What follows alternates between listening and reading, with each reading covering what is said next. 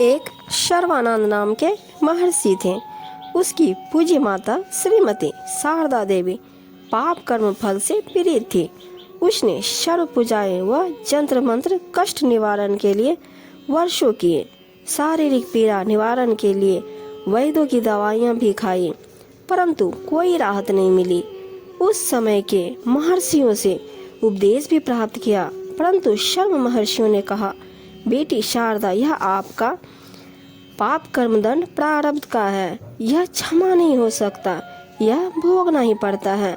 भगवान श्री राम ने बाली का वध किया था। उस पाप कर्म का दंड श्री राम वाली आत्मा ने श्री कृष्ण बनकर भोगा। श्री बाली वाली आत्मा शिकारी बनी, जिसने श्री कृष्ण जी के पैर में विषाक्त तीर मारकर वध किया। इसी प्रकार गुरु महंतों व ऋषियों के विचार सुनकर दुखी मन से भक्तमती शारदा अपना प्रारब्ध पाप कर्म का कष्ट भोग रही थी। एक दिन किसी निजी रिश्तेदार के कहने पे काशी में कबीर साहेब अर्थात कबीर प्रभु से उपदेश प्राप्त किया। भक्तमती शारदा ने कबीर साहेब से उपदेश लेकर अपना कल्याण करवाया। महर्षि सर्वानंद जी जो भक्तमती शारदा जी का पुत्र था, शास्त्रार्थ का बहुत चाव था। उसने अपने समकालीन सब विद्वानों को शास्त्रार्थ करके पराजित कर दिया।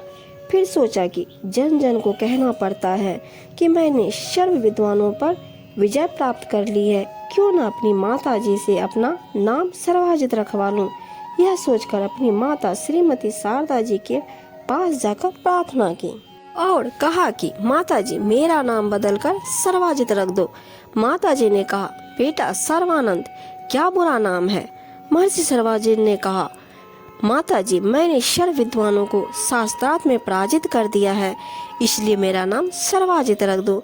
माता जी ने कहा, बेटा एक विद्वान मेरे गुरु महाराज कबीर देव को भी पराजित कर दे, फिर अपने पुत्र का नाम आते ही सर्वाजित रख दूंगी।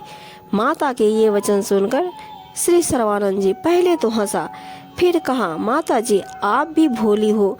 वह जुलाहा धानक कबीर तो अशिक्षित है, उसको क्या पराजित करना। अभी गया और अभी आया। महर्षि सर्वानंद जी सर्वशास्त्रों को एक बैल पर रखकर कबीर देव की झोपड़ी के सामने गया।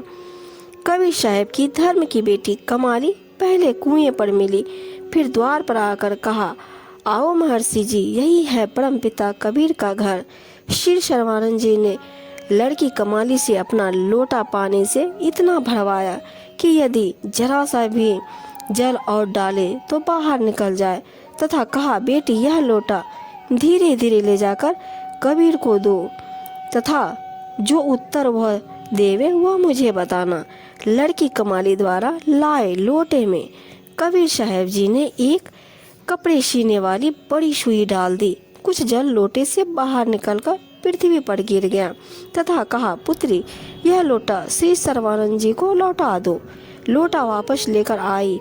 लड़की कमाली से सर्वानंद जी ने पूछा, क्या उत्तर दिया कबीर ने। कमाली ने प्रभु द्वारा सुई डालने का वृत्तांत बताया। तब महर्षि सर्वानंद जी ने कबीर साहब से पूछा कि आपने मेरे प्रश्न का क्या उत्तर दिया। कबीर साहब ने पूछा कि क्या प्रश्न था आपका। श्री सर्वानंद जी महर्षि जी ने कहा, मैंने सर्व विद्वानों को शास्त्रार्थ में पराजित कर दिया है। मैंने अपनी माता जी से प्रार्थना की थी कि मेरा नाम सर्वाजित रख दें। मेरी माता जी ने आपको पराजित करने के पश्चात मेरा नाम परिवर्तन करने को कहा है। आपके पास लोटे को पूर्ण रूपेण जल से भरकर भेजने का तात्पर्य है कि मैं ज्ञान से ऐसे परिपूर्ण हूँ जैसे लोटा जल से, इसमें और जल नहीं समाएगा, वह बाहर ही गिरेगा। अर्थात मेरे साथ ज्ञान चर्चा करने से कोई लाभ नहीं होगा, आपका ज्ञान मेरे अंदर नहीं समाएगा, इसलिए हार लिख दो, इसी में आपका हित है।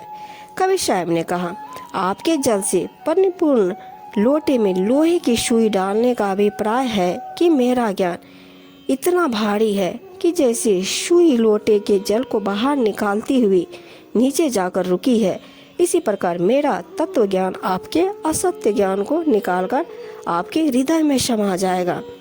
महर्षि सर्वानंद जी ने कहा, प्रश्न करो। एक बहु चर्चित विद्वानों को जुलाहो के मोहल्ले में आया देखकर आसपास के भोले भाले अशिक्षित जुलाहे शास्त्र सुनने के लिए एकत्रित हो गए। कबीर साहब ने प्रश्न किया, कौन ब्रह्मा का पिता है, कौन विष्णु की माँ, शंकर का दादा कौन है, सर्वानंदे बता। सर्वजन ने कहा, श्री ब्रह्मा जी रजगुण है तथा श्री विष्णु जी सतगुण युक्त है तथा श्री शिव जी तमोगुण युक्त है। यह तीनों अजर अमर अर्थात अविनाशी है, सर्वेश्वर महेश्वर मृत्युंजय है। इनके माता पिता कोई नहीं है।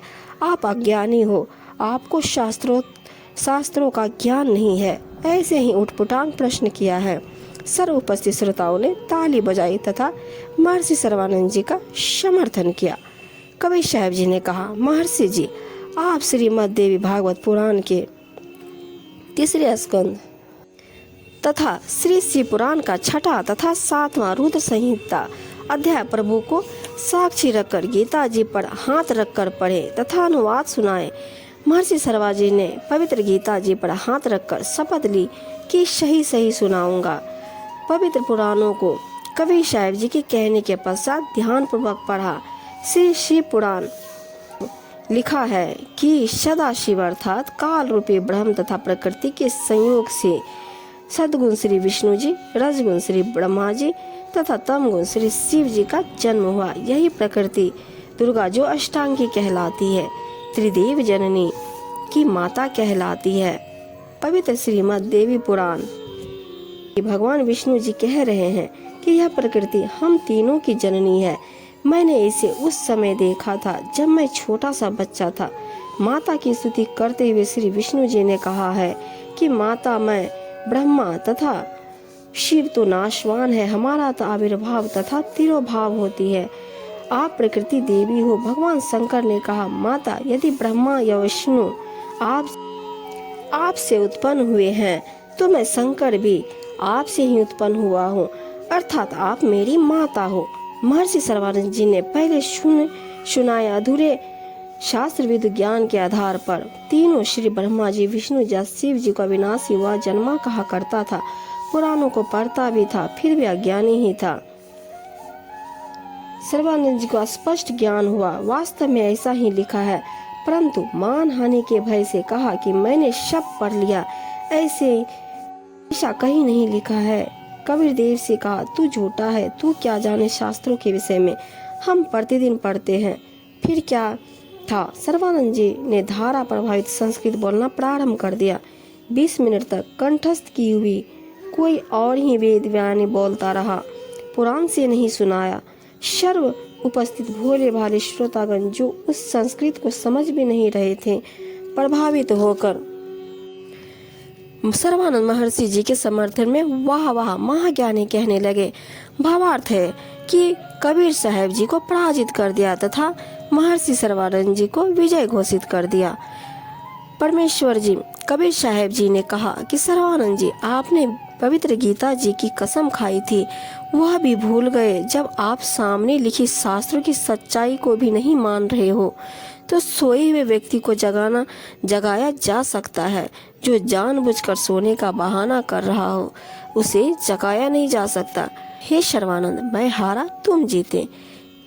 कबीर साहब ने कहा, सर्वानंद जी आप जीते, मैं हारा। महर्षि सर्वानंद जी ने कहा, लिख कर दे दो, मैं कच्चा कार्य नहीं करता। कबीर साहब जी ने कहा, यह कृपा भी आप कर दो, लिख लो जो लिखना है, मैं अंगूठा लगा दूंगा। महर्षि सर्वा जी ने लिख लिया कि शास्त्रार्थ में सर्वानंद विजय हुआ तथा कबीर साहब पराजित हुआ तथा कबीर परमेश्वर से अंगूठा लगवा लिया। अपनी माता जी के पास जाकर सर्वानंद जी ने कहा, माता जी लो आपके गुरुदेव को पराजित करने का प्रमाण। भक्तमती शारदा जी ने कहा, पुत्र पढ़कर सुनाओ। जब सर्वानंद जी ने पढ़ा उसमें लिखा था, शास्त्रार्थ में सर्वानंद पराजित हुआ तथा कबीर साहब विजय हुआ। सर्वानंद जी की माता जी ने कहा, पुत्र आप तो कह रहे थे मैं विजयी हुआ हूँ, तुम तो हार कर आए हो। महर्षि सर्वानंद जी ने कहा, माता जी मैं कई दिनों से लगातार शास्त्रार्थ में व्यस्त था, इसलिए वश होकर मुझसे लिखने में गलती लगी है, फिर जाता हूँ, सही कर लाऊंगा। माता जी ने शर्त रखी थी कि विजय होने का कोई लिखित प्रमाण देगा तो मैं मानूंगी। मौखिक नहीं। महर्षि सर्वानंद जी दोबारा गए तथा कहा कबीर साहब मेरे लिखने में कुछ त्रुटि रह गई, दोबारा लिखना पड़ेगा।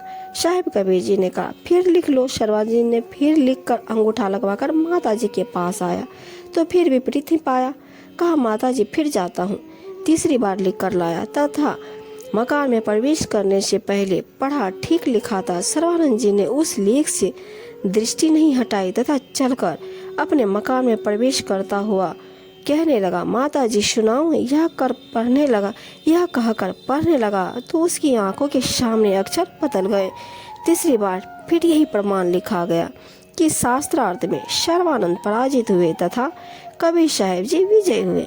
सर्वानंद बोल नहीं पाया। तब माता जी ने कहा पुत्र बोलता क्यों नहीं, पढ़ कर सुना क्या लिखा है। माता जानती थी कि नादान पुत्र पहाड़ से टकराने जा रहा है।